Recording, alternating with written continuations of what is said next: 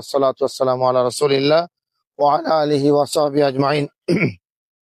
আজকের এই নির্বাচনী জনসভার সম্মানিত সভাপতি, উপস্থিত আমাদের আজকের বিশেষ মেহমান, উপজেলা জামাতের সংগ্রামী সাবেক আমির, আমাদের নির্বাচিত ভাইস চেয়ারম্যান জননেতা ইমাদুল ইসলাম ভাই সহ ইমাদুল ইসলাম ভাই, এই ইউনিয়নের সম্মানিত ভারপ্রাপ্ত চেয়ারম্যান আব্দুল আলিম ভাই, আমার শ্রদ্ধাভাজন বড় ভাই আল্লাহ আতিকুল ইসলাম ভাই সহ সম্মানিত মুরব্বিয়ান, সম্মানিত এই এলাকার ছাত্র যুবক ভাইয়েরা, সর্বস্তরের ভোটারবৃন্দ, আমরা আপনাদেরকে প্রথমে কৃতজ্ঞতা জানাই যে আপনারা আলহামদুলিল্লাহ আপনাদের সরব উপস্থিতির মধ্য দিয়ে আমাদের জনসভা আজকে সাফল্যমণ্ডিত হয়েছে।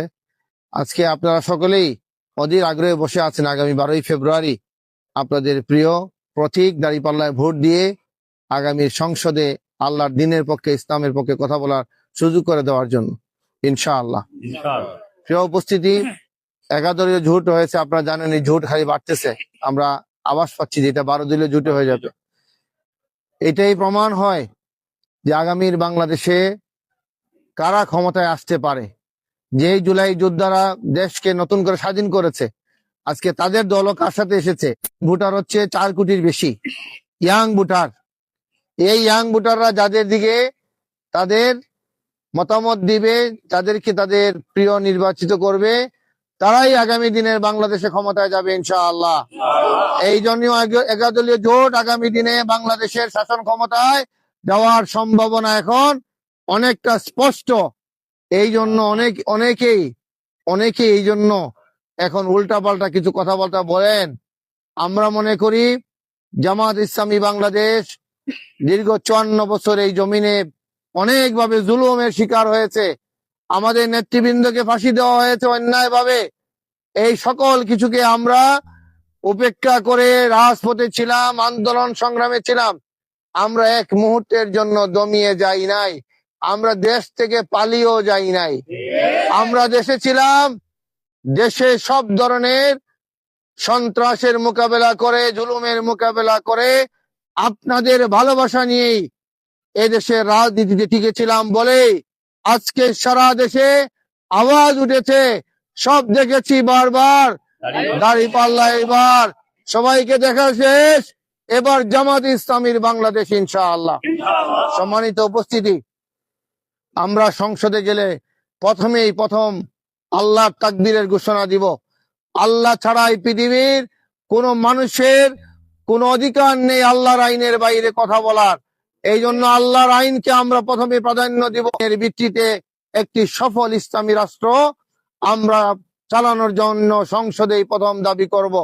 আমরা দাবি তুলব আল্লাহ রসুলের আদর্শের ভিত্তিতে যে রাষ্ট্র ব্যবস্থা কায়েম হয়, সেই রাষ্ট্র ব্যবস্থা এই পৃথিবীর কাছে সবচেয়ে মডেল রাষ্ট্র ব্যবস্থা। এই জন্য ইসলামী রাষ্ট্র হচ্ছে একটা কল্যাণকামী রাষ্ট্র। ইসলামী রাষ্ট্রে যারাই থাকবেন, যারা যে ধর্মেরই হোক না কেন, সকলেই সেখানে নিরাপদে বসবাস করতে পারবেন। প্রিয় উপস্থিতি, আমাদের আমিরে জামাত বলেছেন আমরা আগামী দিনে বাংলাদেশ যেভাবে আজকে এতদিনে দুর্নীতিগ্রস্ত হয়ে ধ্বংসের দিকে যাচ্ছে, এই বাংলাদেশের আজকে দুর্নীতিকে আমরা শুধু নিজেরা করব না এটা বিষয় নয়। তিনি বলেছেন দুর্নীতি আমরা করি না, দুর্নীতি করব না, কাউকে করতেও দিব না। আরো বলেছেন দুর্নীতির যে শিকড়, জড়টা বাংলাদেশের মাটির নিচে চলে গেছে, সেটাকে আমরা উপরে ফেলে দিব। এটা জামাত ইসলামীর আমি শুধু কি মুখে বলছে নাকি বাস্তব কিছু প্রমাণ আছে? এটার বাস্তব প্রমাণ হলো 2001 থেকে 2006 সাল পর্যন্ত আমরা সরকার পরিচালনায় আমাদের 2 জন মন্ত্রী ছিলেন। এই 2 জন মন্ত্রী একাধারে আমাদের আবার আমিরও ছিলেন, সেক্রেটারি জেনারেল ছিলেন। 2 জনে 3টা মন্ত্রণালয় চালিয়েছেন। 5 বছর পরে মঈনুদ্দিন ফখরুদ্দিনের সরকার এসেছে ক্ষমতায়। আপনারা জানেন সেই ক্যাবিনেটের সকল মন্ত্রীদের দুর্নীতির প্রমাণ পাওয়া গিয়েছে, কিন্তু 2 জন মন্ত্রীর ব্যাপারে কোনো প্রমাণ পাওয়া যায় নাই। এই 2 জন মন্ত্রীর নাম কি? মওলানা মতিউর রহমান নিজামী, আলী আহসান মোহাম্মদ মুজাহিদ। এরা কার সংগঠনের প্রতিনিধিত্ব করেছেন? জামাত ইসলামীর প্রতিনিধিত্ব করেছেন। সুতরাং সেই জামাত ইসলামীর যদি আজকে একজন প্রতিনিধি হিসাবে আপনারা আমাকে সংসদে পাঠান, আপনাদের সেবা করার দায়িত্ব দেন, আমিও আমার সর্বোচ্চ চেষ্টা করব নিজে সৎ থেকে সততার সাথে দায়িত্ব পালন করার ইনশাআল্লাহ। আপনারা আমার আব্বা সম্পর্কে জানেন, তিনি কি আপনারা শুধু চেয়ারম্যান হিসাবে চিনেন না, তিনি একজন হকপন্থী মানুষ ছিলেন, আল্লাহ ভীরু মানুষ ছিলেন, একজন ভালো বিচারক ছিলেন, সৎ বিচারক ছিলেন, সালিস ব্যক্তিত্ব ছিলেন, তিনি তাহাজ্জুদ গুজার ছিলেন, তাকওয়াবান মানুষ ছিলেন। আমি চাই না আমার কোন কর্মকাণ্ড আমার পিতার অতীতের সমস্ত ইজ্জতকে ম্লান করে দেখ।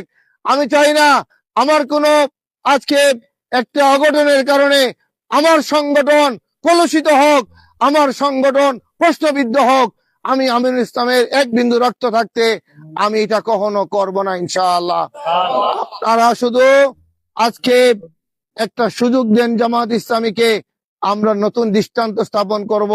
অতীতে আপনাদের রাস্তাঘাট সহ যেগুলো উন্নয়ন হয় না, আমরা যেগুলো উন্নয়ন করে দিব, আমরা যেগুলো উন্নয়ন প্রকল্প করব, এগুলাতে 1% দুর্নীতি করতে কাউকে দিব না। যেভাবে সরকার থেকে বরাদ্দ আসবে আমরা হুবহু সেটাই বাস্তবায়ন করব ইনশাআল্লাহ। এই জন্য সম্মানিত উপস্থিতি, আপনাদের এলাকার ভাই হিসেবে আপনাদের প্রতি বিনীত আরজ, 54 বছরে অনেক দল দেখেছেন, আমরা গত 29 বছর এই জুরি বড়লেখার আসনে নির্বাচন করি না। যারা করেছেন, অতীতে করেছেন, তাদেরকে অনেককে আমরা সাহায্য করেছি কিনা, জোটবদ্ধ ভাবে সাহায্য করেছি। এখন তারা আবার উল্টা আমাদের বিরুদ্ধে কিছু বলেন। আমরা বলতে চাই 29 বছরে আপনাদের বিভিন্ন ভাবে আমরা সহযোগিতা করেছি। এবার জামাতে ইসলামী প্রার্থী দিয়েছে, শুধু জামাতের নয়, 11 জুলের প্রার্থী আমরা।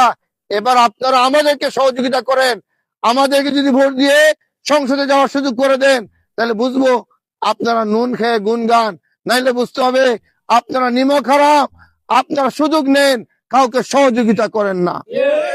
সম্মানিত উপস্থিতি, তাই আসুন, আগামী দিনে একটা বিরাট সুযোগ, জাতীয় সংসদে এবার এই আসন থেকে বিজয়ী হওয়ার এক বিরাট সম্ভাবনা ইনশাআল্লাহ। আমাদের বিজয় আল্লাহর পক্ষ থেকে আসবে, এই জন্য সকলের সহযোগিতা চাই। মা বোনদেরকে নিয়ে ভোট কেন্দ্রে যাবেন, আমরা সকলেই 12 ফেব্রুয়ারি বিপুল ভোটে দাঁড়িপাল্লাকে বিজয়ী করার মধ্য দিয়ে আল্লাহর দিনের পক্ষে রায় দিব ইনশাআল্লাহ। ইনশাআল্লাহ। সবাইকে অনেক শুকরিয়া। আজান হচ্ছে, আজানের নিজের বিরতি হবে, এরপরে প্রোগ্রাম চলবে ইনশাআল্লাহ।